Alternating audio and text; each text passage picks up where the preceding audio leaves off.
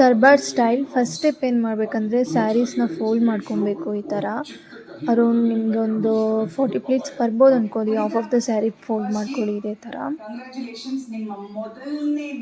Same ಹೀಗೆ fold ಮಾಡ್ತಾ ಇರಬೇಕು.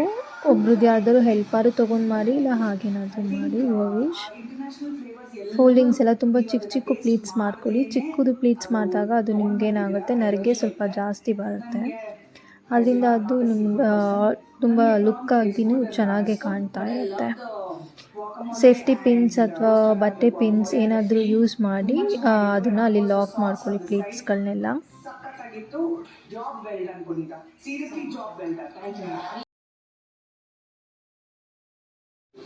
ವಿಡಿಯೋನ ನಾನು ಎಲ್ಲೂ ಫಾಸ್ಟ್ ಮಾಡಿಲ್ಲ, ಅರ್ಥ ಆಗೋದಿಲ್ಲ ಅಂದ್ಬಿಟ್ಟು ಎಲ್ಲ ಹಾಗೇ ಇದೆ.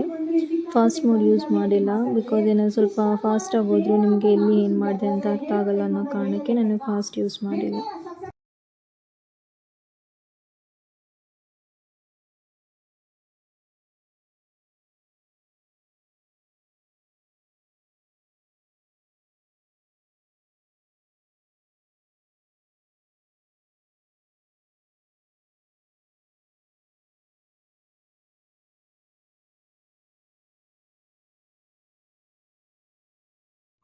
ನೆಕ್ಸ್ಟ್ ಸೆರಗು ಪಾರ್ಟ್ನೂ ಅಷ್ಟೇ ಅದೇ ಥರನೇ ಪ್ಲೀಟ್ಸ್ ಮಾಡ್ಕೊಳ್ಳಿ.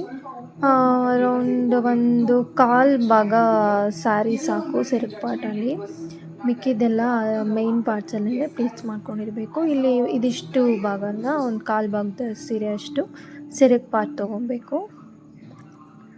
ಮುಕ್ಕಾಲು ಭಾಗ ಎಲ್ಲ ಮೇಯ್ನ್ ಪಾರ್ಟ್ಸಲ್ಲೇ ಬರುತ್ತೆ ನಮಗೆ, ಬಿಕಾಸ್ ಅಲ್ಲಿ ಪ್ಲೀಟ್ಸ್ ಜಾಸ್ತಿ ಬೇಕಾಗಿರೋದ್ರಿಂದ ನಮಗೆ ಸ್ವಲ್ಪ ಸ್ಯಾರಿ ಲೆಂತ್ ಕೂಡ ಅಲ್ಲಿ ಜಾಸ್ತಿ ಯೂಸ್ ಆಗುತ್ತೆ. ಅದಕ್ಕೋಸ್ಕರ ಇಲ್ಲಿ ಕಮ್ಮಿ ಯೂಸ್ ಮಾಡ್ತೀವಿ ನಾವು ಒಂದು ಸ್ವಲ್ಪ.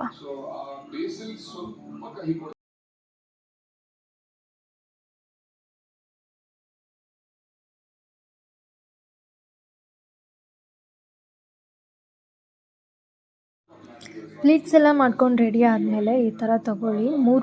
ಮೂರು ಬಟ್ಟೆ ಕ್ಲಿಪ್ಸ್ ಹಾಕಿದ್ದೆ ನಾನು ಆ್ಯಕ್ಚುಲಿ. ಸ್ಟಾರ್ಟಿಂಗ್, ಎಂಡ್ ಆ್ಯಂಡ್ ಮಿಡಲಲ್ಲಿ ಒಂದು ಏನು ಹಾಕಿದ್ದೀವಿ ಅದನ್ನು ಆಫ್ ದ ಫೋಲ್ಡಿಗೆ ಇಟ್ಕೊಬೇಕು. ಅದು ಹಿಂದೆ ಕಡೆ ಅರ್ಧ ಹಾಗೆ ಬಿಟ್ಟಿರ್ತೀನಿ, ಅದನ್ನೇನು ಯೂಸ್ ಮಾಡೋದಿಲ್ಲ, ಅದು ನೆನ್ಪಿಟ್ಕೊಳ್ಳಿ. ಅದು ಹಿಂದೆ ಕಡೆದು ಹಾಗೆ ಇರುತ್ತೆ.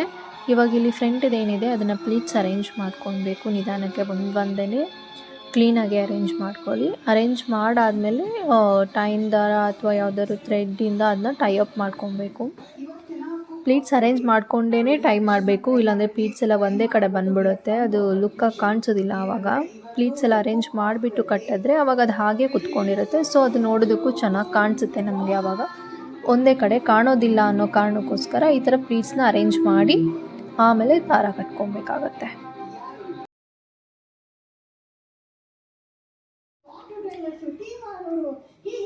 ಕಾಲನ್ನ ಇವಾಗ ನೀಟಾಗಿ ಸುತ್ಕೊಬೇಕು. ಅಲ್ಲಿ ನೋಡಿ ನಾನು ಈ ಕಡೆ ಪಲ್ಲು ಇದರಲ್ಲಿ ಟ್ವಿಸ್ಟ್ ಮಾಡ್ತಾಯಿದ್ದೀನಿ. ಟ್ವಿಸ್ಟ್ ಮಾಡಿ ಸುತ್ತಬಿಟ್ಟು ಪಿನ್ ಹಾಕ್ಕೊತಾ ಇದ್ದೀನಿ. ಗುಂಡ್ ಪಿನ್ಸ್ ಕೂಡ ಯೂಸ್ ಮಾಡ್ಬೋದು, ಬಟ್ ನಾನು ಸಜೆಸ್ಟ್ ಮಾಡೋದೇನೆಂದರೆ ಗುಂಡ್ ಪಿನ್ಗಿಂತ ಬಟ್ಟೆ ಪಿನ್ ಯೂಸ್ ಮಾಡಿದ್ರೆ ಅದು ಸ್ವಲ್ಪ ಟೈಟಾಗಿ ಕುತ್ಕೊಳ್ಳುತ್ತೆ ಅಂತ. ಮೇಲ್ಗಡೆ ಇವಾಗ ಪ್ಲೀಟ್ಸ್ ಎಲ್ಲ ಅರೇಂಜ್ ಆಗಿತ್ತಲ್ವ, ಅರೇಂಜ್ ಆದಮೇಲೆ ನಾನು ದಾರ ಕಟ್ತಾಯಿದ್ದೀನಿ. ಅಲ್ಲಿ ನೋಡಿ ಸೀರೆ ಕೆಳಗಡೆಯಿಂದ ಕಟ್ಟಿದ್ದೀನಿ, ಹಿಂದೆಗಡೆ ಸೀರೆ ಮೇಲೆ ಕಟ್ಟಿಲ್ಲ ನಾನು, ಅದು ನೋಟ್ ಡೌನ್ ಮಾಡ್ಕೊಳ್ಳಿ. ಈ ಕಡೆ ಸೈಡಲ್ಲೂ ಅಷ್ಟೇ. ಇವಾಗ ಇಲ್ಲಿ ಮತ್ತೆ ತೋರಿಸ್ತೀನಿ ನೋಡಿ ಟ್ವಿಸ್ಟ್ ಮಾಡೋದು ಹೇಗೆ ಅಂತ. ಆ ಥರ ಟ್ವಿಸ್ಟ್ ಮಾಡಿದ್ರೆ ಅದು ಸ್ವಲ್ಪ ಗ್ರಿಪ್ಪಾಗಿ ಕುತ್ಕೊಳ್ಳುತ್ತೆ ಅಂತ ಅಷ್ಟೇ. ಆ ಕಾರಣದಿಂದ ನಾನು ಟ್ವಿಸ್ಟ್ ಮಾಡಿಬಿಟ್ಟು ಸುತ್ತಬಿಟ್ಟು ಪಿನ್ ಹಾಕ್ತಾಯಿದ್ದೀನಿ ಈ ಥರ.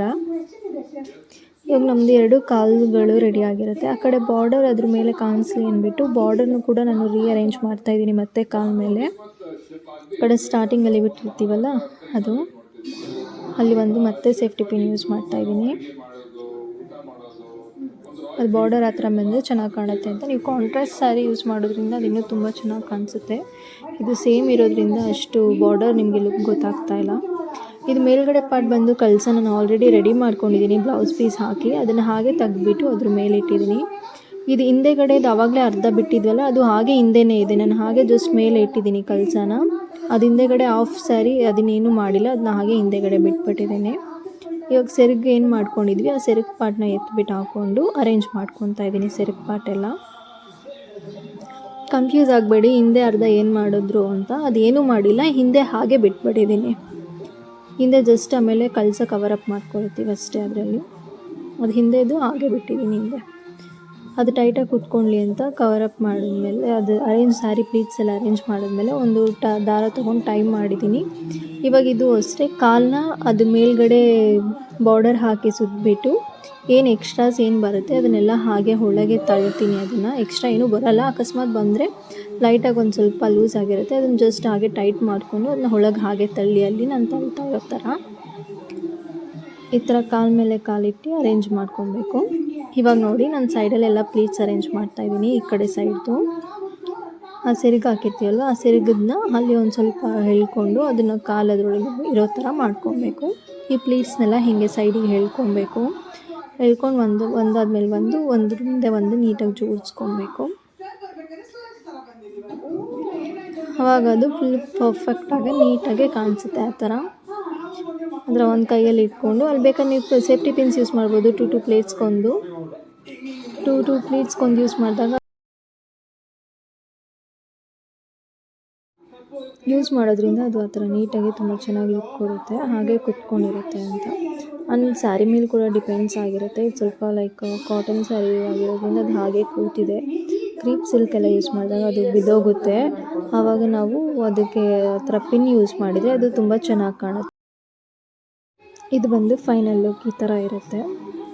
ನಾನು ಜಸ್ಟ್ ಡ್ರಾಪಿಂಗ್ ಅಲ್ವಾ ಅಂದ್ಬಿಟ್ಟು ಏನೂ ಅಲಂಕಾರ ಎಲ್ಲ ಮಾಡಿಲ್ಲ, ಜುವೆಲ್ಸ್ ಎಲ್ಲ ಹಾಕಿಲ್ಲ.